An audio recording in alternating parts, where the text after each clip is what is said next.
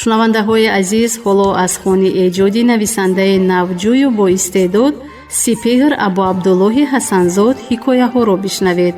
ровӣ устоди донишгоҳи миллии Тоҷикистон профессор Умар Сафар.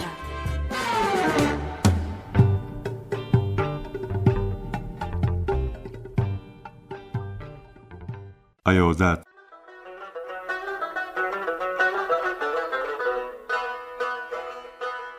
نسیمی سبوکسیر و کوکلان مجنونبید پشت تیرزه خانه شانه میزد.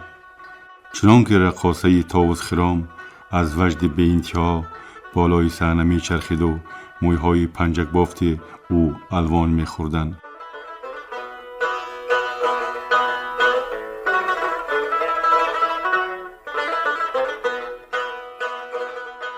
تلی کتاب‌های گلچینی نزد تریزه یک چشمم را پوشانیده آسمان صاف را ساز نمی‌دیدم.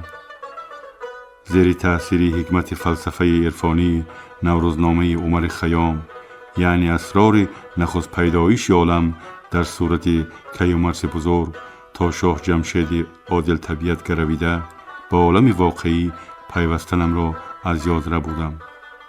محو تماشای مجنونبید وارد شوی امکم را پی نبردم. اگر دست به کتفم آهسته و نرم نمی رسید، از منظره افسانوی دیدگانم آب می خورد.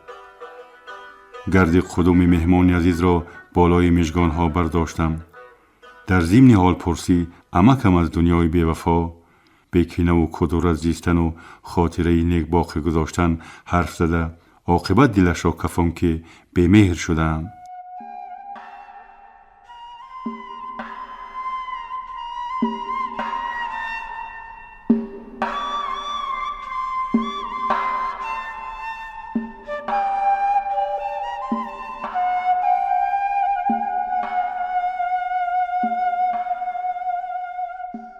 کاهش می شنیدم که همرنگ سنگ آسیابم خیشان را به گوشه فراموشی سپردم، اگر نه به عیادت یگانه دختر تقایم کیها به شفاخانه می رفتم. گلت بالای دیده ها، دست ها پیشی بر عذرآمیز گفتم به او.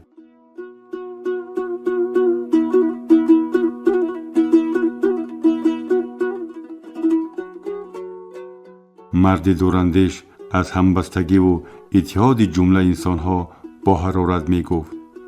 مسافه شفاخانه تا اداره ما چندان راه دراز نبود. همگی 3 فرسخ می آمد. با تلقین امکم هر دو برابر برخاستیم. همسرش در بیرون انتظار بود. زنک به دماغ نوک انگشتانش را از تگ آستین به دستانم رسانید و رویمالش را بالای چشمان کشید. روز در میان به عیادت بیمار می آمده است. حسد بردم به محبتش. یک آدمی بیشتی باشد، همین کس. پیشکی خلاصه برآوردم. آن ایام دخترک مکتب خانه سر و بگاه از نزد خانه ما می گذشت. ماهتاب نام داشت. بعد 10 بهار دختر دبستان ده را ختم کرد و والدان او را به شوهر دادند. در تویش نبودم. چی روزگار داشت نمیدانم. از دیگران هم چیزی نشنیده بودم. 4 ماه کمتر زیسته جفتی ناشینم برآمدند.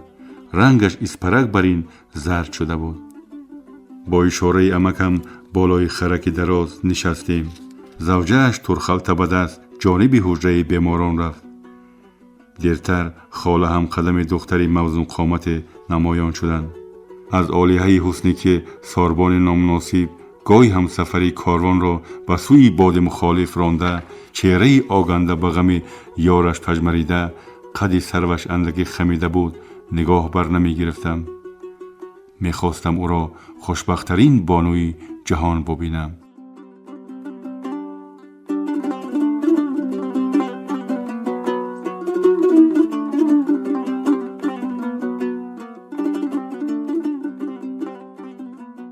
او آهسته آهسته نزد ما آمد و اول به امکم واخورد، بعد با من.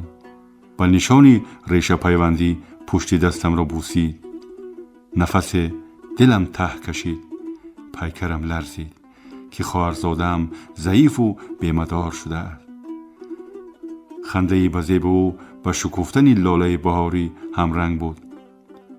از وجه رنجوری افزای ماهتاب تیره تابش خیره بود. دیدم گره ابروانش را تار تار، مویهای مشکین بالای چشمانش خمیده، مجنونبیدی شاخه‌هایش بشکسته را میمانید. چکه‌های سرش را مالیده به خود می آمد. امکم تنی گرم را یارش درد گفته تسکینگری می بخشید، اما زنی او ناامیدانه حرف می زد. از سخن تازه بیمار نیرو می گرفت.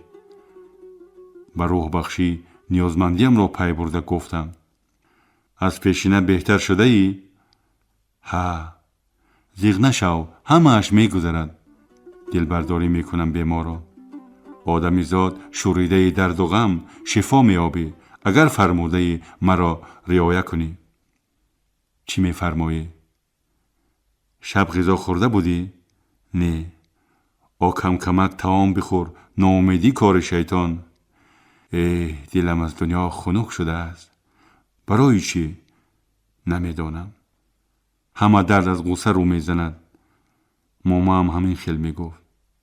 تو را جز پروردگار کسی به امداد نمی آید. نیال پیکر از گفتار نرم اندک آسودگی یافت، مگر که گره ابروانش گشاده شده چشمانش رخشیدند. 3 تنی آمده تسلیمی 3 عقیده ایم. خواهرزاده بیمارم را به طعامخوری تبلیغ می کردم که زنی امکم تراشه ای از بام افتاده بر این به میانه در آمده گفت: مومای سیرمی همسایه عیناً بیماری تو را داشت. 1 ماهی پوره روی جاگه خوابید. 3 روز پیش بندگی را به جای آورد. 100 سال بیزی یا 1000 سال چی، خوبش به تقدیر تن بیده خواهر. دریغ از خود 1 نشانه می داشتی.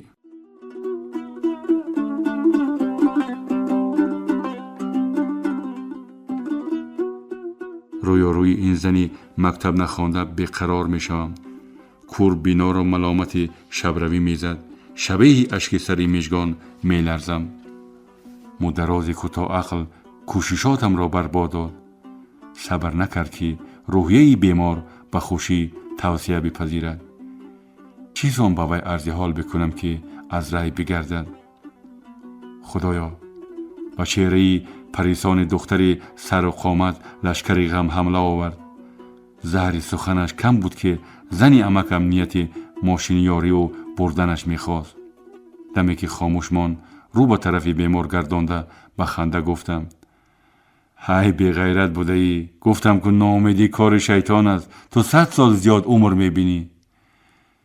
شنیدی خاله هم چی گفت؟ از 2 سر میمیرم. کو کف دست چپت را کشا.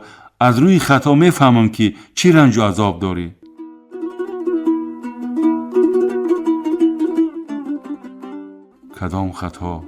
کدام خطا؟ زنی امکم سوی من لب پرته کرد. خطای کف دستش.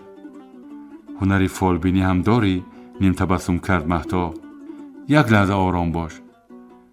نبض دست مهتاب همسان دل گنجشک می تپید. غلط نگفتم. هینی در دانشکده دولتی لنینگراد تحصیل کردنم 1 دوستی بخاری اصل کتاب از بخش چهره نگاری تقدیمم داشته بود. اثر زیر نظری اکادمیک های روانشناس پهلوهای بس طلبی موضوع نادی را کاربست می نمود. خطهای پیشانی و کف دستان نمایانگری شیب و فراز سرنوشت انسان هایند. خوانده بودم از آن. خطای کف دست دختر نهایت باریک و خیره نمودارند. منطقم برمی آید که جز غم هجران فراق دیگر نداشت. الان حرف اضافه نشاید گفت. به نیت بازگویی دروغ مسئلت آمیز نقش می بازم. به خطهای خیره کف دستی و ذهن می مانم. از شکل عمودی گرفته خطها مثل آن که در پیراهای مارپیچی رو به دره کوهستان راه گم زدم حیرتم می فزاید. بالای خطهای راست و کج انگشت دوانده تدبیر می جستم. فال تو نیک است. ببین خطهای کف دستت هموارن. یعنی حیاتی با سعادت عمر دراز می بینی. 1 عیب داری. چی؟ برخیله گپ و کار دلتنگ می شوی. صدقه فالبینی. لبخند زد زنی امکم.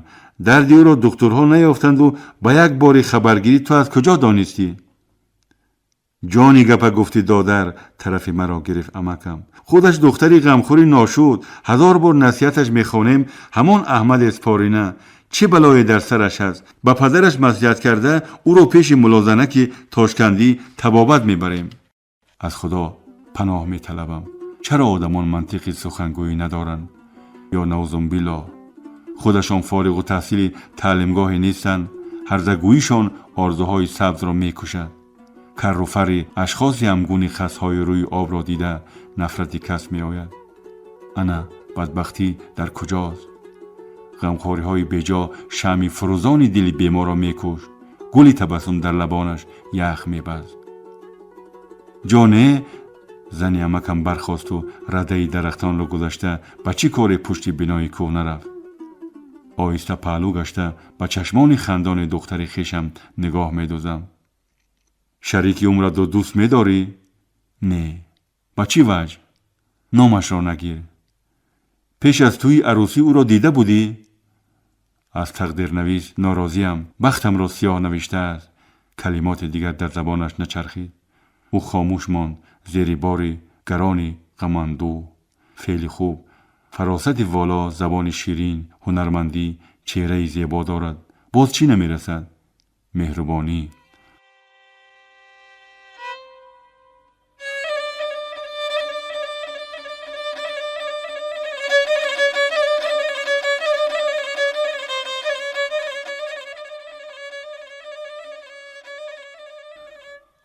این پری چهره با دست جوان مردی مهربان می افتاد و پرستاری و نوازش می دید. نسبتش رحم و شفقت می پرورید. به شفاگاه نمی غلطید. اکثر جوانها در سرخط خانه‌دار شوی خطا می کنند. یا مفتون حسن ظاهری گرویده از خود می روند و یا به وسوسه شیطان داده می شوند. این یک خطا معیشت آنها را تلخ می گرداند. چرا غم بیهوده می خوری؟ با خدا نمیدانم. اگر خوشحال نگردی هر روز 2-3 بار آمده جان سرکت میکنیم. صدقه خاک پای آدمیم. از خانچه دمگیری پزشکان کسی اسم ماهتاب را میخوان. خاله خونفربه زلفایش حلقه حلقه با دل خود غمگینی ظاهر نموده از جای وزنین برخاسته دستیار بیمار میرود که او را از رفتار باز میدارم. چنان میپیسانم که گویا لقمه باشم و نخواهیده فرو میبردم. زاری میکنم که بیاید و پهلوی ما بنشیند. طبیعی آدم سالم را پی هم نه بزنی در وجودش یأس و ناکامی، ترس و هراس، ناامیدی و ناباوری خانه میکند و به فرشته های آسمانی امید میبندد و بس. رحم افزون زیان میآورد. ماهتاب را به اندیشه‌وری صدا میکنم. ماهتاب. لبه تو به اراده ای؟ بله. من میگویم که دروغ میگویی. دروغگویی را بد میبینم. کوتاه پیش مجنون بید آزادانه رفته بیا. خاله هم گفت که نرو که بند میانت میکند. بعد باور کردی؟ او چند کرته پیش پوشیده است. به گپی همه ندارا. هر کی را وای جان خودش التماس بخیز راه برو ما ببینیم. هر پگاهی یک پیاله قندچای بنوش زیر هوای تازه درختان گردش بکن. خاله در قهر نمی نشیند و نمی جنبد. ماهتاب در برخیلت آسمانی رنگ مثل قرص تگ ابرها آهسته آهسته راه می رفت. قدمهایش دلپر می چسبد به زمین. زنی عمکم یک چشم به من یک چشم به دختری خویشم طوری می نگریست که حاضر می غلطد یا زمان دیگر. مبادا ماهتاب نازنین به زمین می افتاد. خاله بدخشم دقیقاً در صحن شفاخانه داد و غریو می برداشت. شرمسار می ماندم. همشیره شفقتی خلعت پوشی که از راه می گذشت مکالمه ما را شنیده پیشتر آمد و نگاهش سراپای ماهتاب را لمسیده خندان خندان گفت و تماما صحت شده ای. ماهتاب جسمش را کشیده کشیده راه می رفت. وی به سرباز زخمین شباهت داشت که تا کمینگاه خزیده خزیده جان به سلامت می برد. اراده را در تنصیتی مقدم می شمارم. یک تسکین روح بخش پزشک به دل بیمار امید بخشید. ماهتاب را قدم شمار بدرقه می کنم و سینه سوز آه می کشم. انتظار می شم که کی به در می آید. طی فاصله ای که سیرگری اندیشه ها بودیم عمکم بی پروا می نشست. انگار یا از حد زیاد به عقل بود یا عموما سر مسائل روانشناسی احساسش نمیگرفت. زن او بانوی آستین آب دیدگانش را پاک میکرد. میگویند که اشک زنان در آستینشان است. اوه پرالم اشک میریزنده. میگویند که اشک زنان در آستینشان است. اوه پرالم اشک میریزنده. اگر دلیل بجویی یا شب همسرش از کار دیر آمده است یا که جدا جدا خوابیدند، پروردگار چاره‌ساز شیطان رجیم را از دل انسان‌های خاکی دور بینداز. یکی از دهلیز بالای شفاخانه ماهتاب نمایان می شود. او قدر خندان رو آزاده و استوار می آمد. به خدا رنگ رویش دیگرگونه می نماید. کتاب دیوان حافظ بالای دستانش غزل را زمزمه داشته به نظر سیب سیاد می تابد. زن و مرد صحن شفاگاه شیفته قد و بست و حسن و جمال اویند. اخلاصم و ماه پیکر حافظ خان می فزاید. چرا اهل تبار بر محل به عیادتش نآمده ایم؟ شاید از حرف خوش یکایک ما روی پا شده کیها به خانه اش می رفت. گلزار صحن شفاخانه به چشمان اهل درد خارستان می تابید. گلها در نگاهشان زب زردند. با دردمندان نه گل می فارد و نه بلبل، نه هور پسند است و نه نور. از خدای یکه و یگانه تنسیتی و آسودگی می طلبند. ماهتاب را نه او ذلت خورده و نه آسیب دیده است. پزشکان در علاج دردش حیرانند. ماهتاب سوی نونهالان باغ نظر می کرد. می گویی چهره پاک و مبرای او را آثار ناامیدی مو به مو ترک می گفت. مانند روزهای پیشینه نمی نالید. خوب است که زنی عمکم او را به تنها روی ملامت نزند. چه اندازه جهد کردیم نو راهگردان شد.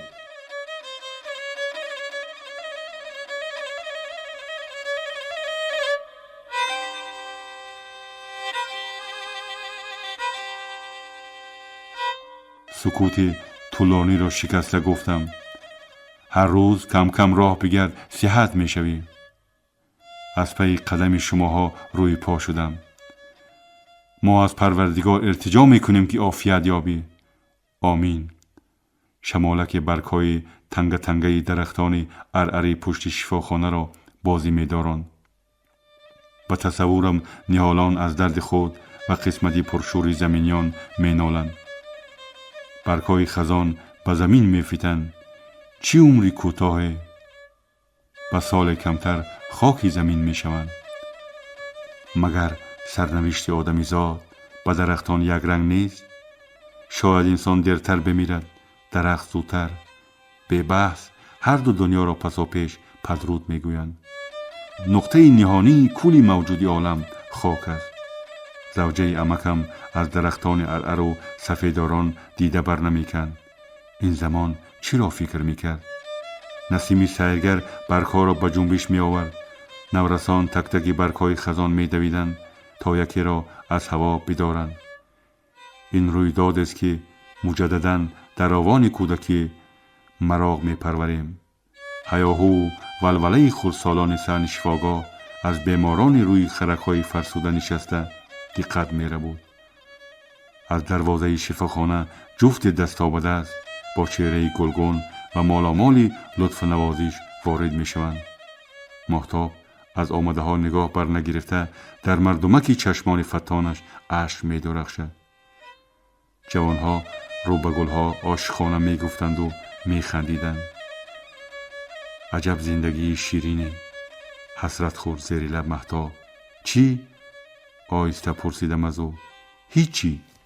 عمکم آهنگ رفتن کرد و ما برابر برخاستیم. نگاه دختری تقایم به جفت عاشق کوک شده بود. دریافتم که ماهتاب تشنه زندگی شیرین یک عمر می سوزد. حیف عمر جوانی. او تا کی چنین می سوخته باشد. زوجه عمکم دستانش را به گردن ماهتاب حلقه انداخته آبی دیده می ریخت.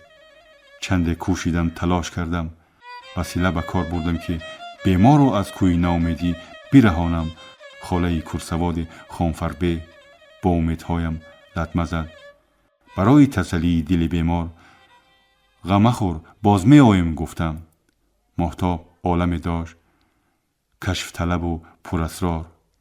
آخرین بار به ماهتاب دست افشاندم.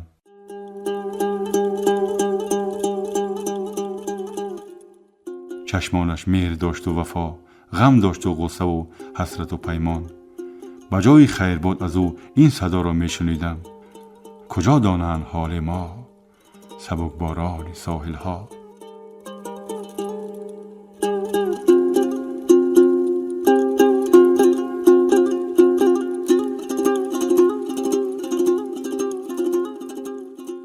پیرزن و سگ پیر شبانگاه سیر برآمدند. سگ دوست می داشت خلوتگاه باغ را. در حال غرمی اخلاطوده را تیت کرده پاره گوشت، استخوان، پسمانده قوطی کنسرو و یا عموماً خوردنی میافت برایش عید بود. این شام پیرزن گلی قصداً راهش را دیگر کرد. سگ پیر هر آینه نتوانست اطراف اخلاط پرتا را بو بکشد. بدبین هم نبود پیرزن، ولی سری طاق میزید. هر شام صاحبش در باغ زنجیر را از گردنش سر میداد. خوشحال میگشت و دملکان هر سو میدوید. سگ قوطی‌های آلوده کنسروی و مربا را حریصانه میلیسید. وقتش آمد میکرد پاره حسیب یا استخوان میافت و پستک پستک مینگ مینگ برآورده نالش میکرد. سگ به صاحبش یکجا میگشتند. اکثر ساکنان شهر پیرزن و سگ را میشناختند، همچنانی که موسفید و خرس او را. بیوزن به کسی کار نداشت، مثل دیگران هم راز نداشت. زمره سگباز و آدم بیزارش میگفتند، اما از این گپها پشارش نمی بود. او حیوان بیزبان را فرزندوار میپرستید، نگاه و بینش میکرد. شبها جای خوابشان جدا جدا بود. سگ نوح را پر کرده قدم به 10 می نهاد. مرغ خیال کمپیر در شاخه نهال نوجوانیش نشست. وایسیدین او را با عاشقی های زار خریدار شد. تویشان زمانه می گذشت. پیوندان از راه دور آمدند. یار آشناها برای تنسیتی و بختی سفید جفتی عاشق نشبات گفتند. دریغا شادی و مسروریشان دیر نپایید. از دیدار گرم و صحبت شیرینی همجایه خمار نشکسته بودند که چراغ خاندانش از شمال بیرحم اجل خاموش گشت. قسمتی از خویشاوندانش در شهری دور ماندند. جوانزن دیگر به شوهر نبرآمد. زندگی را به معنا دید. گریبانگیری مرگ میگریست و در نمی بالشت تسب دلش را میشکست. ماه به علت سستی عصب در شفاگاه خوابید. پزشکان به او توصیه دادند که سری طاق نزید، تنهایی خود بیماری. یک روز دمگیری گلی سوی بازار سگ‌ها راهکی شد. همراز کو نداشت، نیتش را به کیم میگفت. رها به تصور سگ ملای را خریداری میکرد. سگ فروش مستانه خندید که به خاصی دل وی ماده سگ هنوز کوچک نزاییده است. پیرزن دندان سفید نکرد، یعنی لب نکشاد. سرش را پایین داشته به کرته تنش گفت: به گلخن علم‌هایم گوگرد نزن.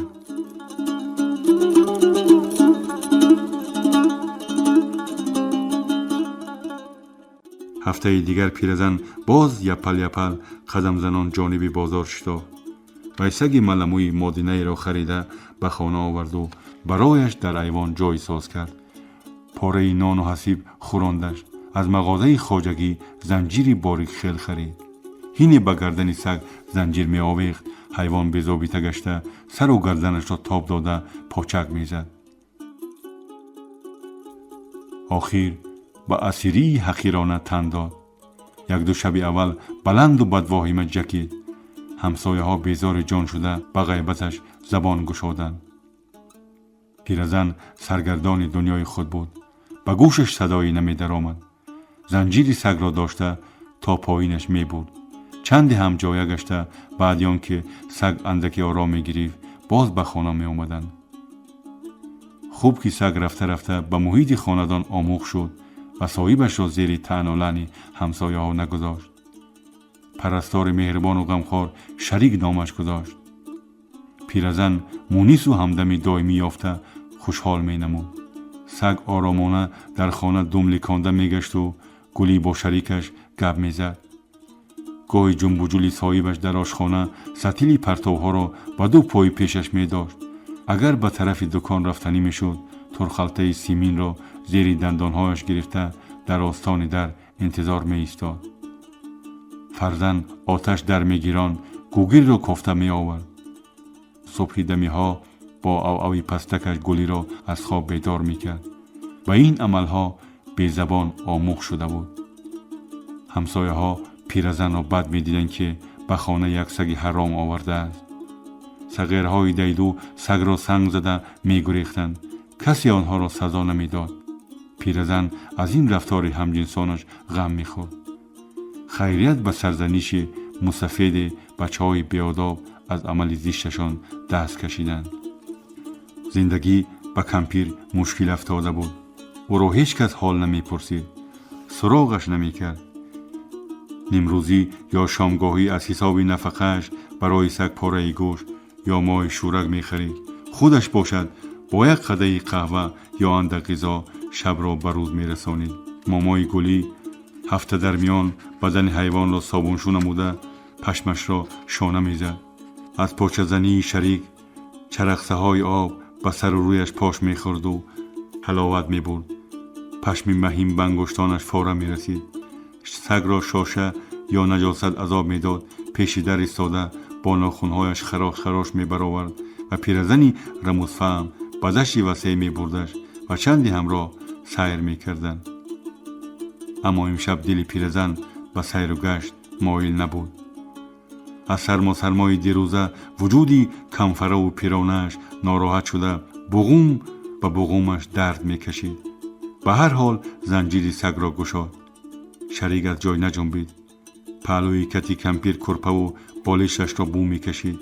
صاحبش پاره نان را به پیش دهان سگ برد که نخورد، نفاریدش. از ره دیگر سوی باغ آمد پیرزن. در پرتوی چراغ‌های فانوس شکل فرصت آرامش خواست. زنجیر و هر آینه میان پنجه‌های نحیفش نداشته و آزادی فراهمش آورد. سگ یک به دور پایهای کمپیر چرخید و بعد به طرف خلوتگاهی بدرفجا دوید. پیرزن از با شوق تاختنش نمای ذوق می برد. روزی جمعه بود. هوا رنگ دیگر نموده ابر آلوده به نظر می تابید. مامای گلی با اندیشه پیشبرد روزگار زینه های سیمانتی را پایین فرآمد. سگ از عقیبش سوی نقطه آبیاری حوضی نزدیک دبستان می رفت که آن را با سلافنی مخصوص پوشانیده بودند. تا رسیدن به خطی دورتری آب تک تک درختان ره سپرید. این مسافت نیم فرسخ می آمد. در شتاب افزون کلید خانه از جیب سوراخ کمزولش افتیده است. یگانه کلید بود آن. این حالت را پیرزن دیر پی برد. جیبک های پیجک و پیشی برش را کافت. چیزی نیافت. اندیشه بی کلیدی آرامش نمی گذاشت. گم کردن اشیا خاصیت خوب ندارد. شب را در کجا روز می کرده باشد. شریک گرداگردی حوض و ره و رو را بوی کشیده بی قرار می گشت. به یاد گلی خیالهای بد می رسید. به کجا رفتنش را نمی دانید. و راه دراز را دیده قدم شمار می رفت و می آمد. محزون و دل شکسته از حوض روی پوش دیده نمی کند. این فاصله طولانی دوام کرد. یکی سگ از بالا دویده کلید زیر دندانهایش را پیش پایهای صاحبش افکند و دملیکان انتظار ایستاد. گلی از خرسندی شریک را می بوسید و می بویید. عجب خوشنودی می کرد. سگ پیشا پیش صاحبش از دنبال به صحن بنا رسیدند. گلی هنوز به راهرو نرسیده صدای به ترکیش مانند را شنید. این بیوزنی همسایه بود که چندی پیش آب ریخته را شاشه سگ انگاشته پید جسته آخر به فرق سر شریک تیاق فراورد. حیوان بدخشم نوله کشیده به طرف در مقابل دوید. زن از ترس در را ترقاص پوشید. پیرزنی بی دستیار در آن نکشاده و ستیل را با آستان خانه‌اش ننهاده بود که همسایه بدکینی تیاقدار عیار مناقشه برپا کرد. او این بار یک دست در میان از ترس جان بیرون آمده از راغی در کله کشیده با ستیزه می گفت: بیوه دانسته باش سگت می کشم. کجایت گزیده از خواهر؟ ها گزیده؟ انا کوری نمی بینی در سنجک در خانه هم می زیده است. آب ستیل ریخته بود. بهانه نکو، همه جای را سگ حرام و بدبویت افلاس کرده است. ای مسلمان، روی ره آب ریخته. آب لطه بیار و خوش بکن. از دست سگ تو نه شب حال دارم و نه روز. حد در دهان تو بر این سگ باز. همسایه زن بسیار گپ میزد که گلی وارد خانه شد. آب انصاف و پیشانی خونالود حیوان پخته گذاشته از بالایش لطه از پیرزن. فاصله گذشته بود که در کلبه کمپی را پیم کوفتند. گلی حیرت زده آهسته و وزنین از جای خیز. پایهایش پیش نرفته گویا میخکوب شده بود. او پیشانی سگش را بسته به گوشش کیمچیا میگفت. صدای دغل و تأخیرآمیز راهرو را فرا میگرفت. از دعوت خبیثانه لاعلاج در را باز نمود. چی جاگه میشوی کمپیر؟ بیرون برای میموری؟ چی واویلا داری؟ تو را فریاد دارم نمیشنوی؟ سگی بیچاره را خونالود کردنت بس نبود. حالا با ملیساخانه میبرندت به ایمان. با چی عیبی؟ خانه دولتی را افلاس کرده. این یک، بچه ها ترسیده به مکتب میروند. اینش دو، در لبانم تبخال برآمدهش. سه، هین مستی خوابم سگت تا روز میجکد. چهار، دومی سگت کج. اینش پنج، باز تو زیبی مزار داری. ممکن به پنجمش ملیسه ها باور کنند. مرا گاو خیال کرده یک طرف بیست بکشوی درد را تا قسم از سگ لعنتی نگیرم تین نمیشم. بس کنه ای نامسلمان. چندین سال باز همسایه ایم. با یکدیگر سری مو کار نداشتیم. به تو چی شد؟ پتپتی بسیار نکن، اینسا گذر. همسایه زن کمپی را یک نیمه تیله داده به پیشش حرکت می نمود. امروز دیوار خانه پگاه تنم آلوده میکنی. پتپتی بسیار نکن، اینسا گذر.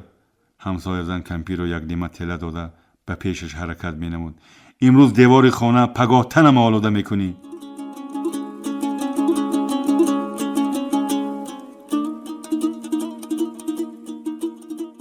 بیوزن سری جل درونی خانه شده هراسان رقیبش را می جست. سگ سوراخ زنی خنک افت و میمون بشره را دیدن زمان از ایوان هاف گویان پرید. همسایه دعواگر سرکن و پاکن گریخت. شریک با یک خیز در آستانی در به او رسید و به سورینی قفز بازینگرش نمای دندان خلان. زنک شتا و هیلگر در را برقصد به سوی آدمان بست. همسایه ها در پایگاه در خانه هایشان به حال بیوزنی درویه و دعویجو که در معرکه ها هیچ کس را گپزنی نمیماند میخندیدند. فیغانی جبر کشیده به هوا میپیچید. در خانه جنگجو را نفری نمیگشاد و حالش نمیپرسید که مبادا وی را نیز به دعوی خانه میکشد. خونی سری سگ پرنه خشکیده بود که ملیسه به خانه گلی آمد. واقعه را نوشت ولی همسایه ها شاهدی ندادند. گفتند در مناقشه حضور نداشتیم، چیزی را ندیده ایم و نشنیده. بیوزن تبخاله لبانش را دلیل نشان داده پرسوز و با علم حکایه میکرد. ملیسه سند آماده ساخته از پیرزن جریمه طلبیده گفت که اگر سرکشی نماید سگش را پرانده خودش را حبس خواهند کرد. کمپیر نوشخند زد که خردک نیز بیترسانندش. سگ بی آزار را دیوانه حکم کردن ابلهی است. هر گونه حیوان را آزار بدهی خشمش بالا میگیرد. به حفظ جانش برمیخیزد، خنجال میزند. نظام پوش چرا نمیپرسد که فرق سری سگ از چه خونشار است؟ عجب گردونی. خانه پیرزن ملیسه بازار شد. هر یکی غلطک چوبی دستش را لرزانده ناسزا گفته سیاست میکرد. گلی نفرت میپرورید که آدم را میزنند باز لبگشایی نمیماننده. هم سوز اراده ها به خبر جنایت صادر میکنند، هم تلف مییابند. ای کمپیر جنجالی، ما برای بردن تو و سگت آمده ایم. جریمه ندادم علمتان کرده؟ زود بخیز با سگت پیش درا. نمیروم. داد میگویم، فیغان میکشم شرمنده ها.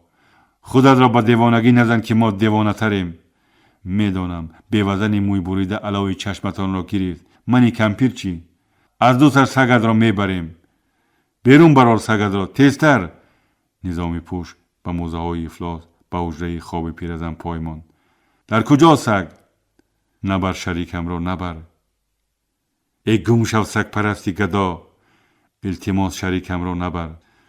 گفتم از نظرم دفع شو. مسلمانا یاری دهید، یاری دهید، سگ بیگناه را برده میکشند.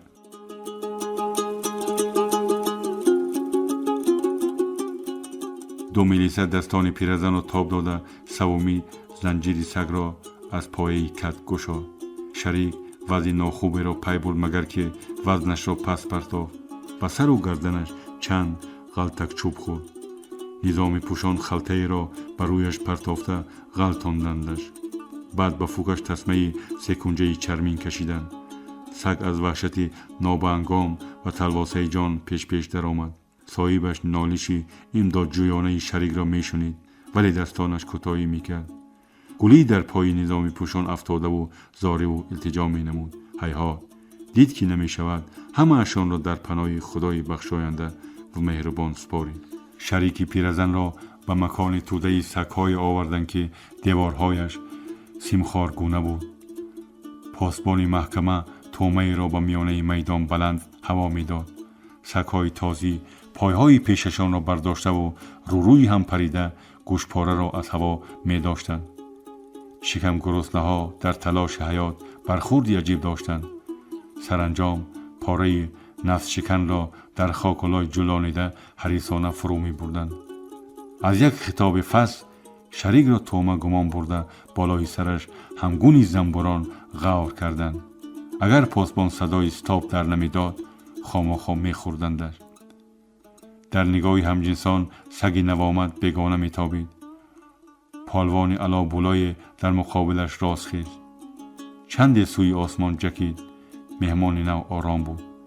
سگ سفید موی لاغر بی‌ایست می جکید. همجنسان آوازش را قوت می بخشیدند. عجبا سگ سفید موی را چنان خواهیدند که تنش خونشار گشت. شریک همینجا حس کرد که جمعی سگ‌ها دیوانه‌اند. یک سگ خبگیر از دور دویده گردن شریک را مردنک گزیده بر رویش خنجال زد و رو بالا گریخت. سگانی در خشم پلان جنگ می کشیدند. بله، میدان افت و درفت بود این مکان. در حالی که سگ را از منزل صاحبش کشان می بردند، گلی روی و مویکنان می گریست. وی تا کجاهایی به سراغ و پی رفت. کیهایی را پرسید اما با کجا بردن سگش را نگفتند. بیوزن همسایه تک تک خانه او سلفیده نمایشکارانه می رفت و می آمد. کمپیری سگباز 9 گوید حبسش می کنند. شنوانده می گفت وی. شریک از افت و درفت و جکش تلخی سگ‌های دیوانه شب تا سحر بیدار استاد. روزانه خونالو سازی سگ سفید موی از بگاه بدین سو حمله همجنسان پرقوت به ضعیفان کمتوان و بیمدارش گرداند. از دنیای سگانه بیزار جان شده بود. چشمانش را می پوشید. پیش رو سگ‌های دیوانه را می دید که یکدیگر را خنجال می زنند. احتمال صاحبش را یاد کرده بود و می خواست شبانگاه به سیر باغ برآید. ماهتاب محزون بود. ستاره‌ها یگان می درخشیدند. سگی نوآمد به گوشه چشم برآمدگاه را می جست. وقتی که سگ‌ها از جکش کمی باز مانده و پاسبان بیفره را خواب غالب آمد، آهسته آهسته پیش رفت. شریک چراغ خانه پاسبان را خیره سوز دید. غیجیراز کدی چوبین به حرکتش خلل رساند. سگ پستک رفته پسی بوچکه ایستاد و ثانی‌تر آهسته یک آمده به سگ دری آهنین سرخست. نجنبید. رو به مهتاب غمگین پهلوتری در خزید. فاصله دیوار و ستون آهنین به دروازه نصب وسیع نبود، ولی سگ با عذاب راست شده از مسافه پهن‌تر سرش را درآورد. دو پای پیشش هم گذشته بود که سنگ خورد کاواک از جایش غیجیده به سنگ برخورد. ترسید. شکمش را درون کشیده تاب خورد و به خودانه پیش جهید. از داخل 4 دیوار سیمگار خونه رها یافتن زمان گریخت. در برخورد سنگ‌ها پاسبان چشمانش را مالیده ارنگ بیدار شد و دروازه را بسته کرپه را به سر کشید. سگ آرزومند هوای بیغبار کوه به کوه پشت به پشت می دوید. در نگاهش ماهتاب نیز بالای سرش می دوید. عاقبت از شست تیزش پیاده شد. رسید به مکانی که خون نافش آنجا ریخته بود. گرداگرد باششگاه یک دور زد و لحظه جویه های خالی از پخته را بو کشید. وزنین و سنگین است قسمت سگان. از چی باشد کولی این حیوان وفادار زادگاه گم کردن؟ شبی طولانی بود، شبی سگی در گریز. راه او سوی شهر می رفت. اختران آخرین میگویی همراهیش می کردند. اصلا به خاطر بودن سگ شاید غلط است. پرستارش را پزمان شده انا او را می کود کو. سرسر یانه و طلا پشته، لشکر شب را کشته کشته، ترس بر رگ و پیش آغشته، یک زیر دویدن داشت سگی پیر.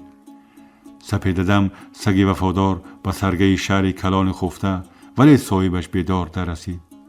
به خلوتگاه باغ گذر کرد که شبانه چیا ریختند. پرتوها را خنجال کشیده کرمی نفسش را سیر کرد. آرامش میافت که تا خانه صاحبش نزدیک آمده است. این وفاداری ها در هستی حیوانی کمتوان به خون ششته بود. یعنی چی خیل؟ مادری شریک را مردی از کوچکی آورده آب و نان داده کلان میکند. صاحبکش به مهر مله نامش مینید. زیرا پشم بدنش دمیده و فربهک مینمود. مرد هر کجا میرفت دومدومی وی میدوید. خواه به بازار یا به گلزار، خواه به شکار، سوی رگزار. خلاص او به صاحبش و مرد به او زیستن میتوانستند.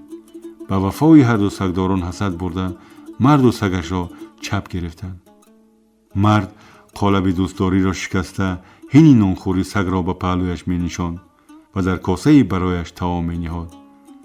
مبادا شوله یا آش می خورد، اول شکم سگ را سیر می کرد. از طعن آدمان می شرمید، اگر نه در طبق یک جا خوراک می آشامیدند. حکمت سگ باز آمد گفتن شناس و ناشناس به ذهنش نمی در آمد. گوشی صاحب کر بود. مله در نگاه و بین اشیای خرد و بزرگ خانه خود را ضامن می شمارید. روزانه چنگای در کتک خود ساخت صاحبش می غند و تمام.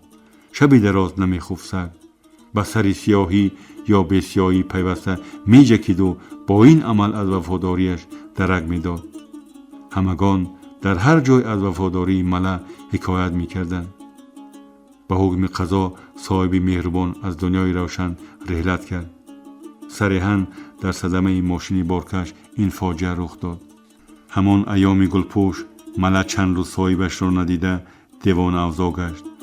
بالا و پایین دویده با عککی سگانه و نالشی دردمندش دلها را کباب می داشت.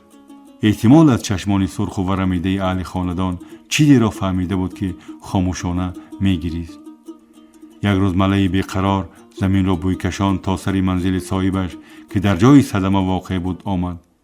حیوان بی زبان هر آینه زمین را بوی می کشید و از گوشه های چشمانش اشک می تراوید. راهگذران از قصه با خبر به حکمت سگ وفای زن جفا باور کردند. صداقت حیوان گاهی از انسان بالا می آید. سگ هر بهار به سر مزار صاحبش می آمد و می رفت. در خانه به پشتیبان دائمی زیستن برایش مشکل می افتاد.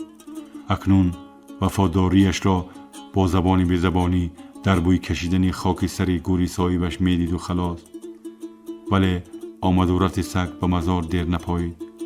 شاید جسم ابگار حیوان از تنهایی و اذیت روحانی سهان خورده آخر تاب نآورد و در پایین پای صاحبش جان داد.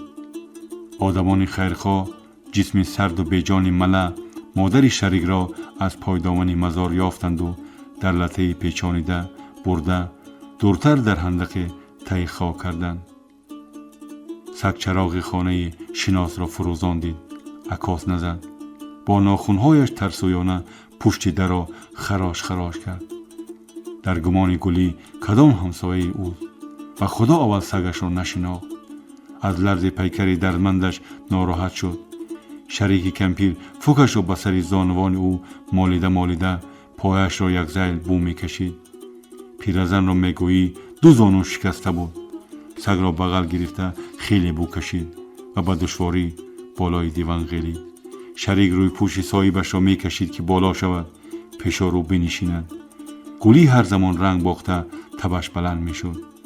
به خدا نه چه هایی می گفت. مداری تا نزد تلفن رفته نداشت. حیوان چیزی را فهمیده سیم دراز را زیر دندانهایش گرفت.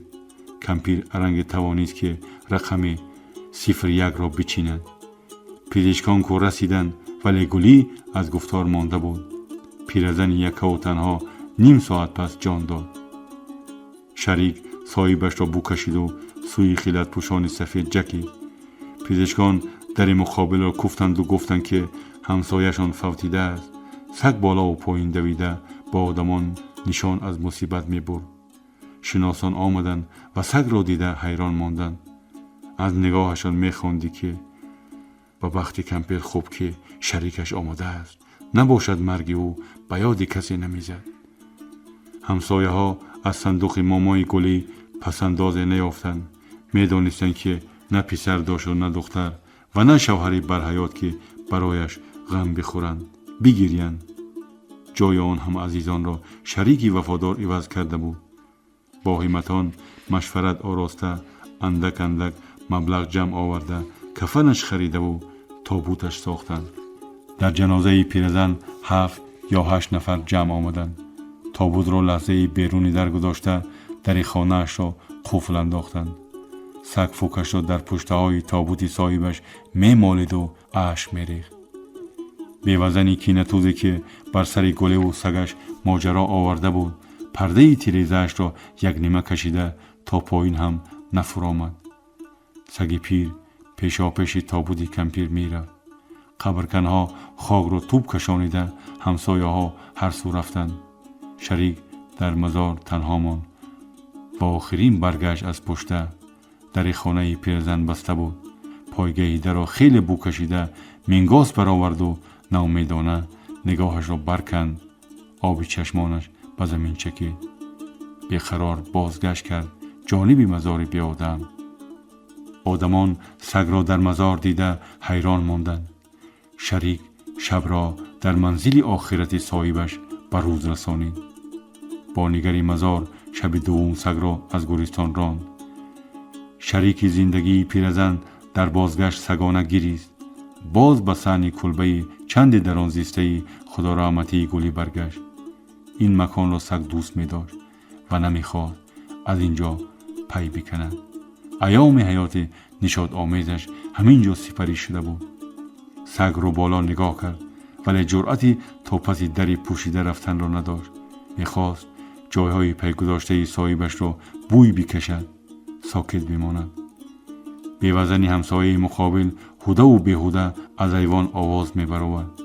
شریک دور و دراز در گوشه بنا شیشت ولی چاره نداشت، بلکه در نمیافت که از صحن بنای آشنا به در میرفت از درگاه عزیزش جاویدانه و آخرین مراتبه به ایوانی که عمرش با پیرزنی مهربان گذشته بود نگاه میدواند. آب چشمانی چوکیده از جدایی یگمره و حسرت و اندوه میشارید. شهر میگویی در گیجه سگ پیر غرق گشته بود.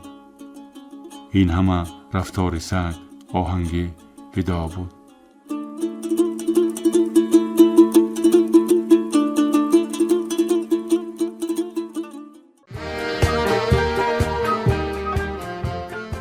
шунавандаҳои азиз ёдрас мешавем ки шумо ҳикояҳоро аз эҷодиёти нависандаи навҷӯю боистеъдод сипеҳр абу абдуллоҳи ҳасанзод дар қироати устоди донишгоҳи миллии тоҷикистон профессор умар сафар шунидед. коргардон парвиз воҳидов. анҷоми гуфтори адабӣ. шоду муваффақ бошед.